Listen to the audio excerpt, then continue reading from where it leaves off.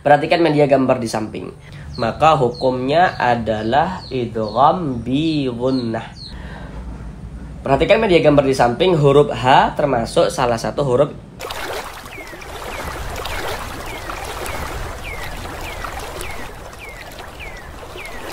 Assalamualaikum warahmatullahi wabarakatuh. Apakah Bapak dan Ibu, saudara semuanya masih belum lancar di dalam membaca Al-Quran? Kemudian masih belum memahami ilmu tajwid? Mari belajar mengaji Al-Quran bersama kami. Akan kami jelaskan tajwidnya dengan pelan-pelan.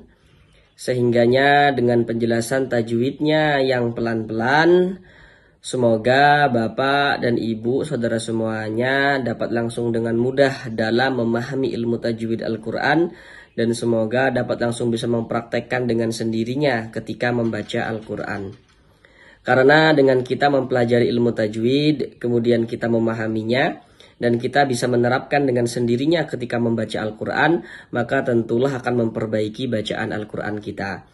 Sehingganya yang belum lancar membaca Al-Qur'annya semoga bisa segera lancar di dalam membaca Al-Qur'an. Ataupun bagi yang sudah lancar namun belum paham tajwid, sehingganya ketika membaca Al-Qur'an tidak percaya diri, maka dengan kita mempelajari ilmu tajwid tentunya akan memperbaiki bacaan Al-Qur'an kita. Pada intinya, jika kita ingin bisa segera lancar, ingin baik bacaan Al-Qur'an kita, maka tentulah kita harus rajin-rajin membaca Al-Quran, dan juga harus rajin-rajin belajar ilmu tajwid Al-Quran dan juga memahaminya. Oleh karena itu kami berusaha menyajikan video pembelajaran Al-Quran dengan penjelasan tajwidnya yang kami jelaskan dengan pelan-pelan, agar harapannya semoga dapat langsung dengan mudah untuk dipahami, seperti itu. Selanjutnya kami senantiasa mendoakan semoga Bapak dan Ibu saudara semuanya senantiasa diberikan kesehatan oleh Allah Subhanahu wa taala. Semoga dipermudah segala urusan-urusannya, semoga dikabulkan segala hajat-hajatnya, dan semoga senantiasa dilancarkan rezekinya oleh Allah Subhanahu wa taala. Semoga senantiasa diberikan rezeki yang berlimpah ruah dan barokah, sehingganya dengan rezeki yang barokah tersebut semoga bisa menjadi seorang ahli sedekah dan juga bisa beribadah umroh dan haji ke tanah suci Mekah. Amin, amin, ya rabbal alamin. Selanjutnya, Bapak dan Ibu saudara semuanya, bagi yang mungkin belum lancar di dalam membaca Al-Quran, kami di sini menyarankan, coba Bapak dan Ibu saudara semuanya beli Al-Quran yang kami pegang ini. Untuk pembeliannya, produknya ini sudah kami sematkan dalam video. Ini kami menyarankan, bukan berarti kami di-endorse ya, atau disponsori. Sama sekali kami tidak disponsori atau di-endorse. Kami menyarankan untuk membeli Al-Quran ini ya, karena kami sudah membelinya. Kemudian di dalam Al-Quran ini ya, seperti yang kita lihat pada gambar itu ya, di bawah tulisan Arabnya itu ada tulisan Latinnya. Nah, jadi kami pikir itu sangat bisa membantu bagi yang belum lancar agar bisa segera lancar dalam membaca Al-Qur'annya, begitu. Jadi nanti bisa dibaca tulisan Arabnya, begitu ya. Kemudian kalau misalkan ketika membaca tulisan Arabnya itu masih bingung, ini apa bacaannya, ini bacanya gimana, begitu. Nanti bisa dibaca dulu tulisan Latin yang di bawahnya itu, seperti itu. Dengan latihan seperti itu, kami pikir lebih mempermudah dan lebih mempercepat Bapak dan Ibu saudara semuanya dalam melatih supaya bisa lancar dalam membaca Al-Qur'annya. Kemudian juga di dalam Al-Qur'an ini juga sudah dilengkapi dengan kode-kode tajwid seperti itu. Jika nanti misalkan nih masih bingung nih, ini gimana nih tajwidnya nih gitu kan ya. Kan kita sambil belajar di dalam video-video ini seperti itu. Jadi kita sambil belajar dalam video ini, jadi Bapak dan Ibu bisa latihan untuk melancarkan bacaan Al-Qur'annya di rumah. Kemudian juga kalau misalkan masih bingung dengan tajwidnya, kita akan terus menyajikan video-video pembelajaran yang kami buat di dalam channel Edi Amsu ini. Baik, langsung kita mulai belajar mengaji Al-Quran kita. Kita lanjutkan kembali belajar mengaji Al-Quran dengan penjelasan tajwidnya yang pelan-pelan. Sekarang kita masuk pada surah Ali Imran ya, masih melanjutkan kembali ayat yang ke-23 ini. Karena kemarin pada surah Ali Imran ayat yang ke-23 ini kita bagi menjadi dua bagian. supaya durasi videonya tidak terlalu lama. Karena di sini kami berusaha untuk menjelaskan tajwidnya itu dengan pelan-pelan. Harapannya semoga dapat langsung bisa dipahami dengan mudah, guna untuk memperbaiki bacaan Al-Quran daripada Bapak dan Ibu saudara semuanya. Sekarang kita masuk pada bagian yang kedua atau bagian yang terakhir daripada surah Ali Imran ayat yang ke-23 ini. Pada bagian yang terakhir ini kita akan sama-sama belajar dari sini.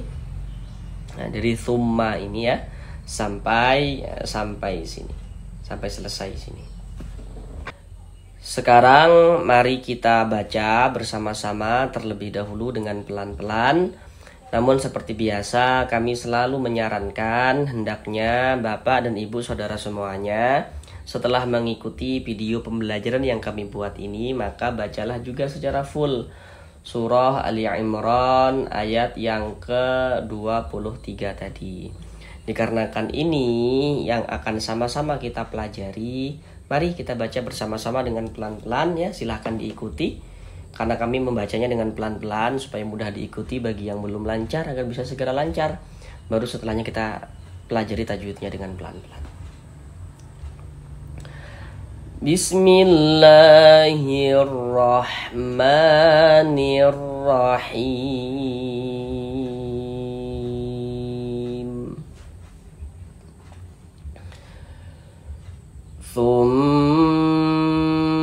Yatawalla fariqum minhum wa hum mu'ridun.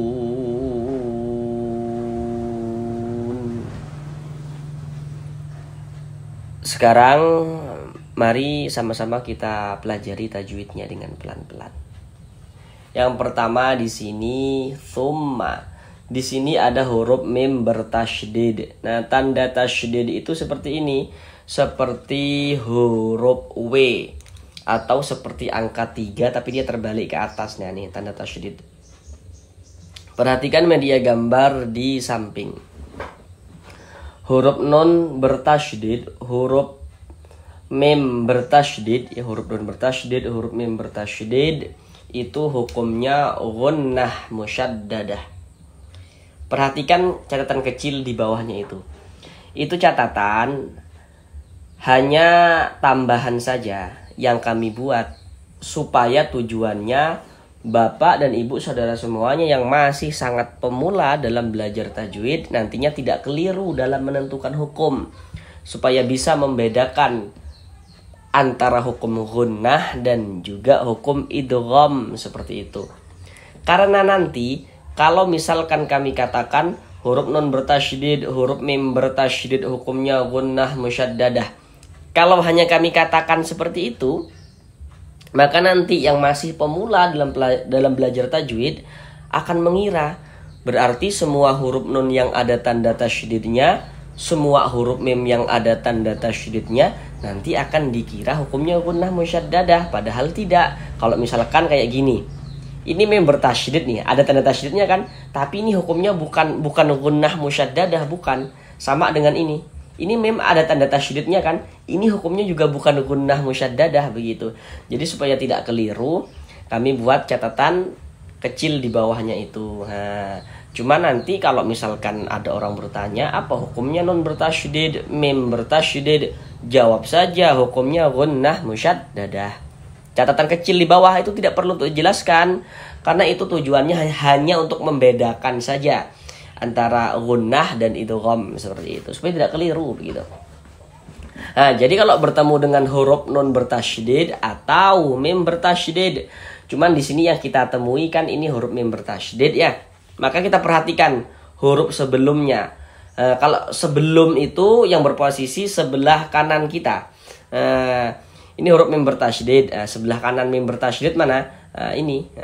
Jadi kalau ada huruf nun bertasydid atau mim bertasydid, tapi di sininya ini ada harokat dhammah seperti ini. Jadi ada huruf mim bertasydid. Sebelum huruf mim bertasydid ada ini, ada harokat dhammah nih. Ini harokat dhammah namanya, atau tanda baca dhammah, atau harokat fathah, atau harokat kasroh. Maka berarti non atau mim yang bertasydidnya itu hukumnya gunnah musyaddadah, seperti itu ya. Supaya tidak keliru begitu. Namun kalau misalkan sudah paham ya, tidak perlu melihat catatan kecil di bawah itu kalau sudah paham gitu. Oh ini sudah tahu, oh ini non bertasydid, oh ini mim bertasydid yang seperti ini gunnah musyaddadah nih, kayak gitu udah. Kalau misalkan sudah paham gitu kan ya. Nah, maka ini hukumnya adalah gunnah musyaddadah. Jadi kita gunnahkan. Jadi di bagian thumnya itu suaranya itu kita tahan ya, kita panjangkan sejenak, kita gunnahkan. Thumnya yang kita panjangkan, ma-nya pendek, jangan perlu dibaca thumma, ma-nya pendek. Thumnya yang kita tahan, kita gunnahkan. Thumma yatawalla, nah, seperti itu. Kemudian la dibaca panjang. Nah, apa nih? Kenapa kok la dibaca panjang nih gitu kan ya? Oh gimana nih? Supaya saya bisa mengetahuinya begitu. Dan ini namanya mada apa nih? Seperti itu kan? Perhatikan media gambar di samping. Kami jelaskan dulu secara keseluruhan cara membaca media gambarnya itu. Jadi huruf mad itu ada 3. Jadi kalau ditanya misalnya huruf mad itu ada berapa? Jawabannya huruf mad ada 3. Apa saja huruf mad itu? Rumus 1 warna hitam. Huruf ya sukun sebelumnya harokat kasroh. Nah, itu huruf mad itu. Huruf mad pertama. Huruf ya sukun sebelumnya harokat kasroh. Nah, jadi kalau ada huruf ya sukun sebelumnya harokat kasroh, maka huruf yang memiliki harokat kasroh dibaca panjang. Harokat kasroh yang baris miring 1 di bawah huruf harokat kasroh. Huruf mad yang selanjutnya, rumus 2, huruf waw sukun sebelumnya harokat dhammah. Jadi kalau ada huruf waw sukun sebelumnya harokat dhammah, maka huruf yang memiliki harokat dhammah dibaca panjang. Rumus 3, huruf alif sebelumnya harokat fathah. Jadi kalau ada alif sebelumnya harokat fathah, maka huruf yang memiliki harokat fathah dibaca panjang, seperti itu. Jadi huruf mad ada 3. Ada huruf ya sukun sebelumnya harokat kasroh. Rumus 1, rumus 2, huruf waw sukun sebelumnya harokat dhammah. Rumus 3, huruf alif sebelumnya harokat fathah, seperti itu. Atau mau dibalik juga boleh. Huruf alif sebelumnya harokat fathah, huruf waw sukun sebelumnya harokat dhammah, huruf ya sukun sebelumnya harokat kasroh. Nah, kemudian nantinya di dalam Al-Quran untuk menunjukkan tanda panjang, huruf-huruf mad itu juga bisa ditulis dalam bentuk seperti yang warna biru. Bentuknya, bukan warnanya, bentuknya. Nah, seperti itu ya. Nah, jadi yang warna-warna biru itu pada dasarnya adalah yang warna hitam, seperti itu. Nah, contoh ini, la. La dibaca panjang. Nah, perhatikan perhatikan media gambar yang rumus 3 warna biru. Nah, kami ingatkan sekali lagi ya, rumus 3 warna biru itu pada dasarnya adalah rumus 3 yang warna hitam kalau diurai. Nah, rumus 3 warna biru pada dasarnya adalah rumus 3 yang warna hitam. Nah, rumus 3 yang warna biru. Mengapa kok la dibaca panjang? Nah, bagaimana cara kita mengetahuinya? Seperti itu. Jadi kalau kita membaca Al-Quran bertemu dengan huruf, di atas huruf tersebut ada tanda seperti ini. Tanda harokat fathah berdiri. Nah, harokat fathah atau tanda baca fathah itu kan dia bentuknya baris 1 miring di atas huruf seperti ini. Tapi kalau harokat fathah itu bentuknya berdiri seperti ini, berbentuk alif kecil seperti ini, nah ini menandakan huruf kalau di atasnya ada tanda seperti ini dibaca panjang, seperti itu. Sehingganya la dibaca panjang. Nah, mad tabi'i panjangnya 2 harokat. Tsumma yatawalla fari. Huruf ro kalau dia memiliki harokat kasroh nih, baris 1 miring di bawah huruf nih namanya harokat kasroh atau tanda baca kasroh atau baris kasroh. Nah, itu maksudnya sama saja. Huruf ro kalau dia memiliki harokat kasroh, maka huruf ro-nya dibaca tipis, dibaca tarkik. Nah, ditipiskan huruf ro-nya. Fari. Ri dibaca panjang. Kenapa kok ri dibaca panjang? Bagaimana cara kita mengetahuinya? Begitu. Perhatikan media gambar di samping. Harusnya ini Bapak dan Ibu saudara semuanya sudah dapat mengira-ngira. Kenapa kok ri dibaca panjang? Ini penjelasannya itu terletak di rumus berapa? Begitu. Sudah dapat mengira-ngira nih sepertinya gitu kan. Karena tadi sudah kami jelaskan gitu. Ya, perhatikan rumus 1 warna hitam. Di rumus satu warna hitam di situ pada media gambar tuh dapat kita lihat ya. Di situ ada huruf ya sukun. Huruf sukun atau huruf mati itu maksudnya sama saja. Ada huruf ya sukun, sebelum ya sukun ada harokat kasroh. Yang baris satu miring di bawah tuh harokat kasroh. Di atas harokat kasroh tuh ada titik-titik tuh. Titik-titik tuh di sana tuh maksudnya itu letaknya huruf yang dibaca panjang. Jadi kalau ada huruf ya sukun, sebelumnya ada harokat kasroh, maka huruf yang memiliki harokat kasroh dibaca panjang. Begitu maksudnya. Nah, contoh tuh seperti ini. Ini kalau kita membaca Al-Quran itu kita perhatikan, ya, kita lihat-lihat gitu ya. Kalau bertemu dengan huruf ya sukun, ada huruf ya, ada tanda sukun. Jika sebelum ya sukun ada ini, ada harokat kasroh. Baris satu di bawah huruf harokat kasroh, ada huruf ya sukun, ada huruf ya, ada tanda sukun, nih tanda sukun, tanda huruf mati, huruf ya mati atau huruf ya sukun. Sebelum ya sukun ada harokat kasroh, maka huruf yang memiliki harokat kasroh dibaca panjang. Tadi kami ingatkan ya, kalau masih bingung, sebelum tuh yang berposisi sebelah kanan kita. Atau kalau masih bingung tuh seperti ini. Kalau ada huruf ya sukun, ada huruf ya, ada tanda sukun. Sebelah kanan ya sukun, sebelah kanan kita di sebelah sini kan, ini kan sebelah kanan kita ini ya, sebelah kanannya mana? Ini. Ada huruf ya sukun, sebelah kanan ya sukun ada harokat kasroh, maka huruf yang memiliki harokat kasroh dibaca panjang. Ri dibaca panjang. Madu tabi'i panjang 2 harokat sesuai dengan rumus satu warna hitam. Fariqum minhum. Tanwin setelahnya adalah huruf mim. Kalau setelahnya tuh berarti yang berposisi sebelah kiri. Ini tanwin. Sebelah kiri tanwin mana? Sebelah kiri kita mana? Ini mim ini kan, tanwin. Setelahnya huruf mim atau tanwin bertemu dengan huruf mim. Perhatikan terlebih dahulu media gambar di samping. Apabila kita membaca Al-Quran, setiap bertemu dengan huruf nun sukun, ingat ya, setiap bertemu dengan huruf nun sukun, atau setiap bertemu dengan salah satu harokat tanwin atau tanda baca tanwin. Harokat tanwin seperti yang kita lihat pada media gambar itu bentuknya ada 3 tuh. Nomor 1 baris 2 letaknya di atas huruf, namanya adalah fathatain atau tanwin fathah. Nomor 2 baris 2 letaknya di bawah huruf, namanya kasrotain atau tanwin kasroh. Dan yang nomor 3 itu namanya dhammatain atau tanwin dhammah. Jadi setiap kita membaca Al-Quran, apabila bertemu dengan huruf nun sukun atau bertemu dengan salah satu harokat tanwin, maka di situ akan terjadi hukum tajwid. Baca Al-Quran nih kita, ada nun sukun atau ada tanwin, di situ terjadi hukum tajwid. Untuk menentukan hukum tajwidnya itu perhatikan huruf setelahnya. Jadi setelah nun sukun atau setelah tanwin itu ada huruf apa? Ketahui hurufnya, maka kita bisa menentukan hukum tajwidnya. Seperti itu. Contohnya seperti ini nih kan. Tanwin nih. Setelahnya huruf mim. Nah, huruf mim ini tanwin. Nah, berarti kalau ada tanwin, di sini ada tanwin ya. Ini kan salah satu harokat tanwin kan, berarti terjadi hukum tajwid. Untuk menentukan hukum tajwidnya, perhatikan huruf setelahnya. Tanwin setelahnya huruf mim. Nah, huruf mim yang harus kita ketahui. Perhatikan media gambar yang di samping itu. Huruf mim termasuk huruf idgham bi gunnah. Maka kalau ada nun sukun atau tanwin bertemu dengan salah satu daripada 4 huruf yang di samping itu, maka hukumnya adalah idgham bi gunnah.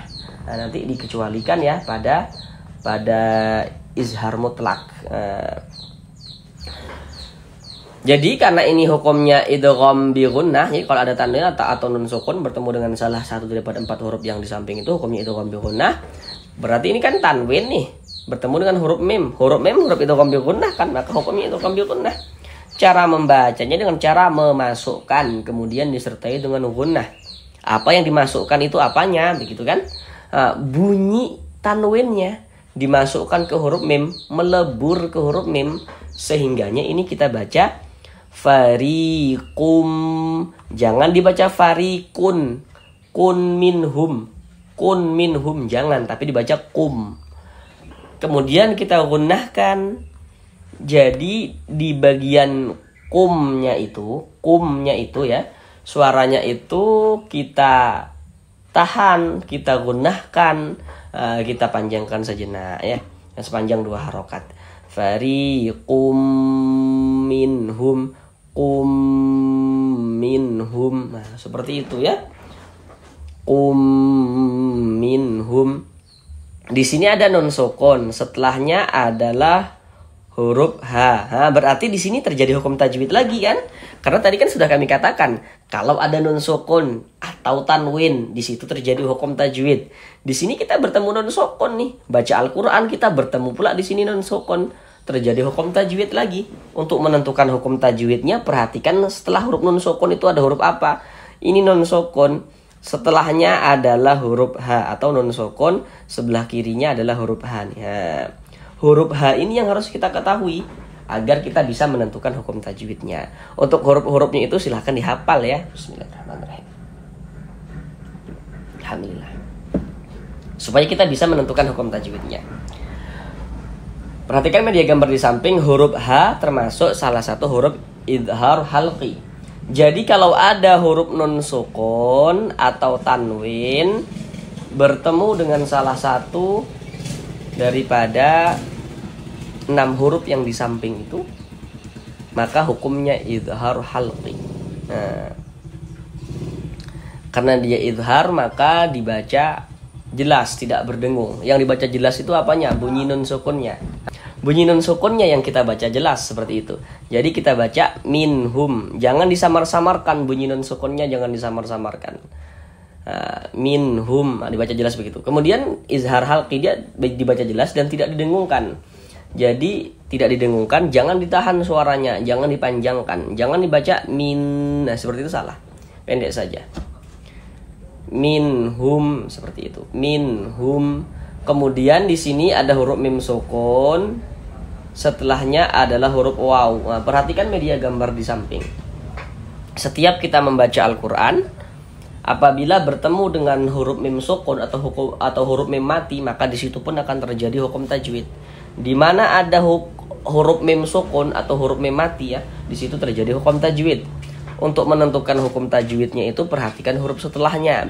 Jadi setelah huruf mim sukun atau huruf mim mati itu bertemu dengan huruf apa dia?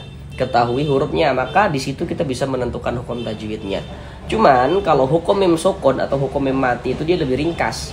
Hanya ada 3 bentuk hukum.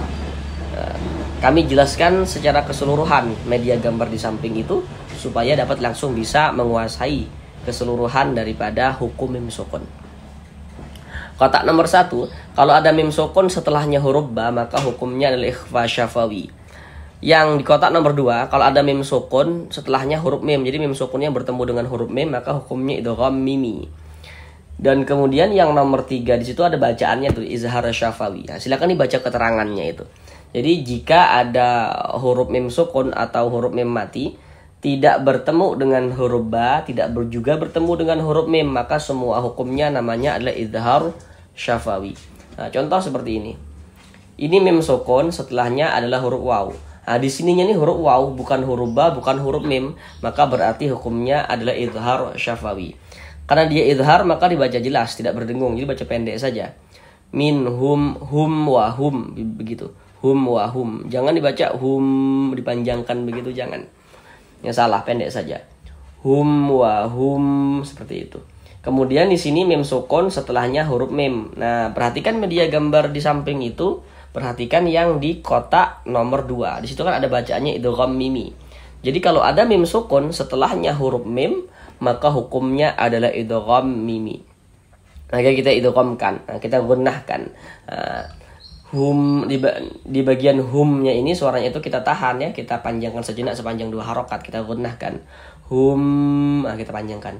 Hum, munya pendek, humnya yang kita gunnahkan. Hum mu'ridun. Huruf ra kalau dia memiliki harokat kasroh tadi dibaca apa ya? Dibaca tarkik, dibaca tipis. Nah, tadi sudah kita temui di atas. Mu'ridun. Kemudian dun dibaca panjang. Ini namanya adalah mad arid li sukun. Namun pada awalnya namanya adalah mad tabi'i. Kenapa dari mad tabi'i bisa menjadi mad arid li sukun? Apa yang mempengaruhinya seperti itu? Perhatikan media gambar di samping, perhatikan rumus 2 yang warna hitam. Pada rumus 2 warna hitam di situ dapat kita lihat ya. Kalau ada huruf waw sukun sebelumnya harokat dhammah, maka huruf yang memiliki harokat dhammah itu dibaca panjang. Nah, titik-titik di sana tuh maksud tuh letaknya huruf yang dibaca panjang. Jadi kalau ada waw sukun sebelumnya harokat dhammah, nah maka huruf yang memiliki harokat dhammah tuh huruf apa? Maka huruf tersebut dibaca panjang begitu. Sama kayak du ini. Nah, jadi kalau kita membaca Al-Qur'an itu kita perhatikan, kita lihat-lihat. Kalau bertemu dengan huruf waw sukun, ada huruf waw, ada tanda sukun. Jika sebelum waw sukun ada ini, ada harokat dhammah. Ini namanya harokat dhammah nih, atau tanda baca dhammah. Kalau ada huruf waw sukun sebelumnya harokat dhammah, maka huruf yang memiliki harokat dhammah ini kita baca panjang. Sehingga du kita baca panjang. Mad tabi'i, du mad tabi'i. Kemudian mad tabi'inya bertemu dengan huruf yang kita sukunkan, dengan huruf yang kita matikan. Di sini yang kita sukunkan adalah huruf nun. Jadi du ditambah huruf nun yang kita sukunkan dibaca dun, seperti itu. Mad tabi'inya bertemu dengan huruf yang kita sukunkan, maka dia berubah menjadi mad arid li sukun. Mad arid li sukun itu panjangnya boleh 2 harokat, ya boleh 4 harokat, boleh juga 6 harokat. Yang terpenting konsisten dalam sekali bacaan. Maksudnya konsisten itu, kalau kita membaca Al-Quran, jika mad arid li sukun kita baca 2 harokat, maka semua mad arid li sukunnya kita baca 2 harokat. Kalau kita baca 4 harokat, semuanya kita baca 4 harokat begitu. Kalau kita baca 6 harokat, semuanya kita panjangkan 6 harokat mad arid li sukunnya. Tidak boleh selang-seling, tidak boleh. Huruf yang kita sukunkan mana? Huruf nun. Ini kalau kita berhenti di huruf nun, kita baca dun. Jangan dibaca duna, jangan. Mengapa kok begitu?